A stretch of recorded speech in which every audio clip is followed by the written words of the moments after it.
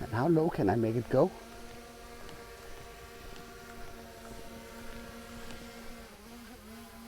Whoa, that nicked the branch shortly. So now we are ready for another obstacle avoidance test here at another really cool route that is located next to where I live. I got a little bit criticism the last time that I didn't set the parameters correctly. So let's just make sure that everything is like it's supposed to be. We want this to be bypass. And we can go under control. There should be like a focus track setting here. So the inner circle right now is 4 meters, and I set the outer circle for like, I don't know, 8 meters. And then I want to make sure that the inner height is 2 meters and the other one is maybe not as high. 4 meters. I want the camera to be fast, and I want to make sure that near ground is enabled. So now we are basically ready to see if we can. We have made sure that the drone is positioned towards the back of me. So let's enter this route. And as you probably can see, I have a 360 camera somewhere dangling around up here. And I will hopefully, let me just make sure that it's pointed. It shouldn't matter, but I don't want the stitching line to be in the direction where I'm walking. So we're just walking. So see, it dips nicely down. And for those of you that have been commenting on my walking style, that's because I underwent surgery some years back on my hip, and that has not really recovered well since. So I guess this is how it is.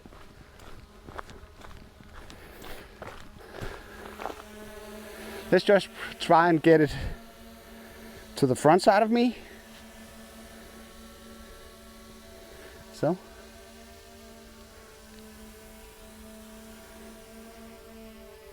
So it has a little bit hard time to figure this part out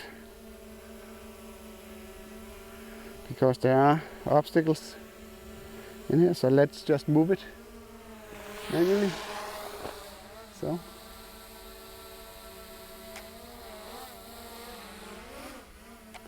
we can maybe put it low just for the fun of it.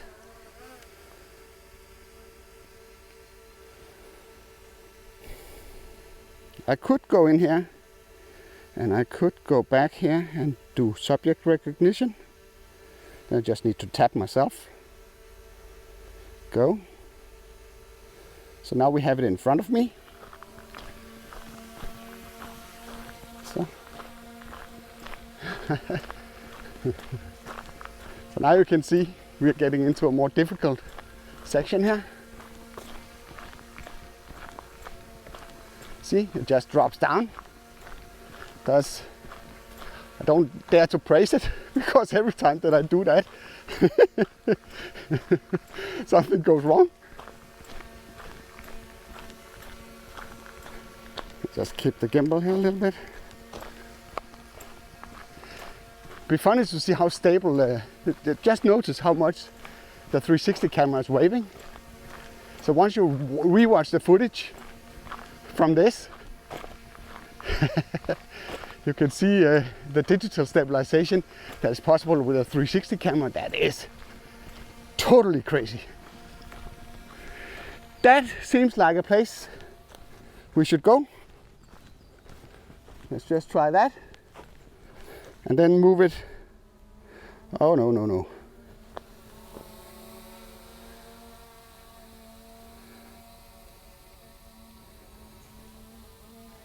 So we want it in the back. So now it's moving towards the back. All right, we are ready to go in here. See if it can figure that part out.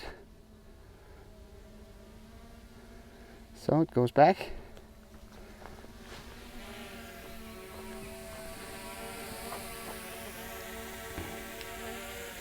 it could not. So let's just lower it a little bit then. So now it should be able to follow along. Hey, need to enable the ActiveTrack. So you can see all the rings that are around me. That is what the sensors are seeing. So, are we going? And it should drop down now and follow me.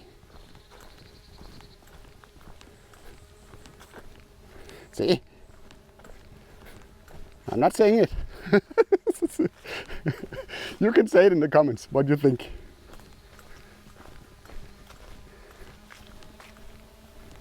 So.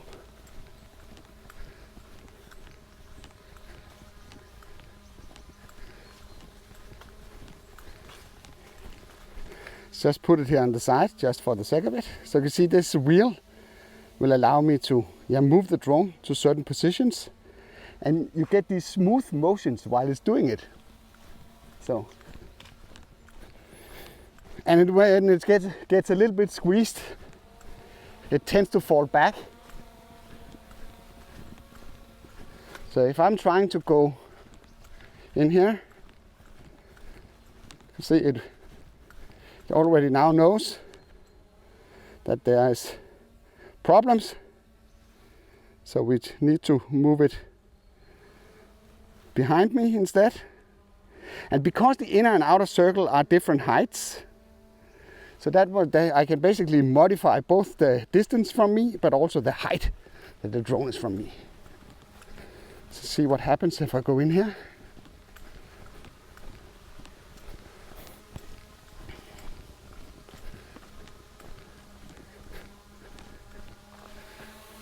Again, let's see if we can get it in front of me. This is not something that I would dare with any of my other drones. That's for sure. Why is it standing there?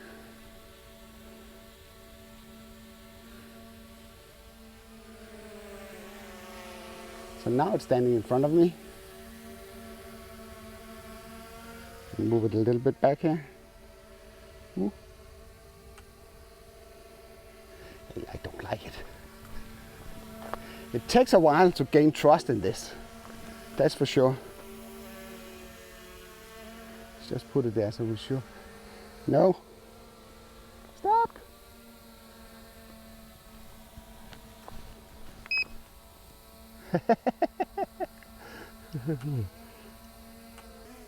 So let's just move it out here to the path again. Yeah, maybe, no, I want it in front of me. I do want it in front of me because that's one of the positions that I know that it struggles with. So, ActiveTrack, go, front, no, so.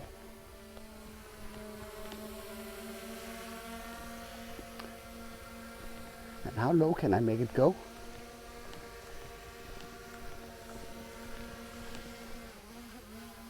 Whoa, that nicked the branch shortly. Yeah, but it survived. It's airborne still. So we can do like a parallel thingy when we get out here. Let's just try that. And let's make it a little bit difficult because it would be pretty obvious if I did it to the other side. If I did it to this side, that would be pretty obvious, but I don't want to do that. So let's just put it. I'm not that comfortable with the dial yet.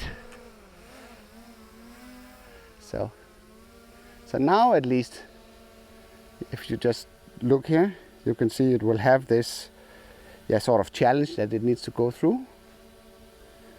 And also the light is not that crazy good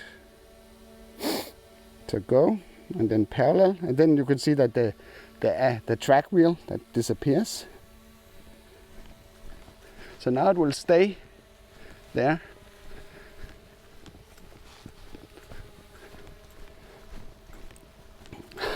I thought it would stay there. But it's trying to do parallel now.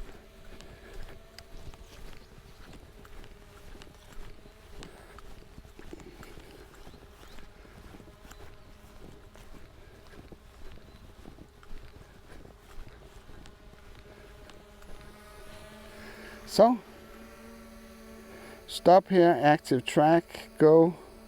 So just to show you these things that you can do with this wheel. So I can put it like this, so now it will go from the front and it will rise. It will not rise, it will go below those branches, and then it will go up to the position that I just asked it to go to. And I can ask it to go maybe down here to the right. And because it's the inner circle, it will go lower. So I can ask it to go in the front high. So if you remember, we set the inner circle for, can't remember what we set it for, but we can check that. We set the inner circle for 4 and the outer circle for 8. And the inner height 2 meters and the outer radius and height is equal to each other. So when it's out there, it's 8 meters up and 8 meters away. When it's in here, it's 4 meters away and then 2 meters in height. Let's just try that. So now it should come down to around 2 meters height. That's some tall 2 meters. And I can make it go 360 around me if I want that. So you can see you have a lot of flexibility in this wheel. There's no doubt about that. So, and if I did that with the big one, I would have trouble with some branches and stuff. So, go. Let's just position it out there. You can see from the green line that this is where the drone is. So if I just do like this, you see it has a few trees and stuff that it needs to dodge on the way. So I see now it's running into problems. Hopefully we won't lose it.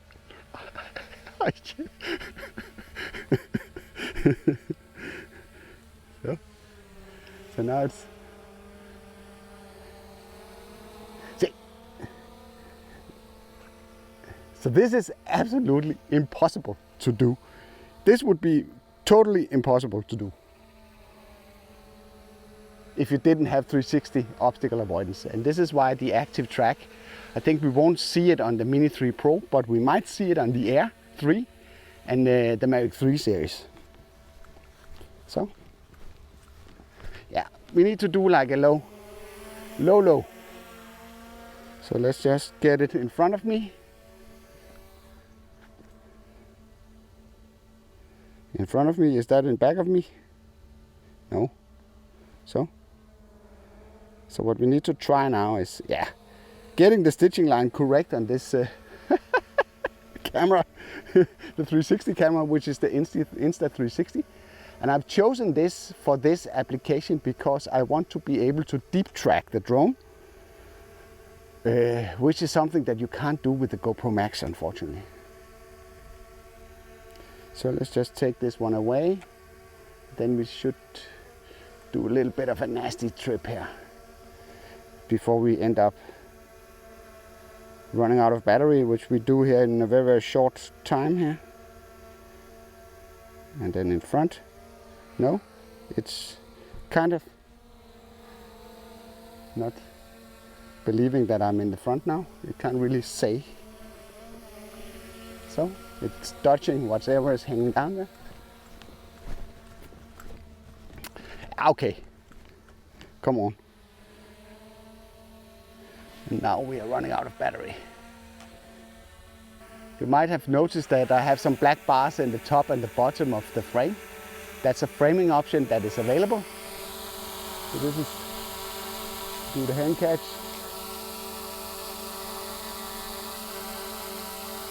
What?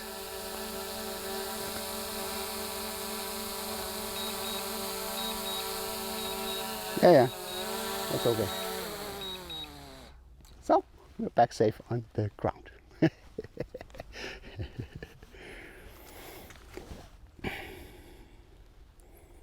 So this was quite a test. Maybe not as extreme as the one that I did down with my father, but it's nice that I have a track or path here that will allow me to do something similar, because that offers a lot more flexibility. I hope you liked this video. If you did, then also if you want to watch some of the other videos that I've made around the DJI Mini 4 Pro, then I'll make sure to include everything in a playlist that you can access through this card. I hope you liked this video. If you did, then feel free to give it a like. If you didn't like it, feel free to press the dislike button twice. Thank you for watching, and I'll be seeing you around.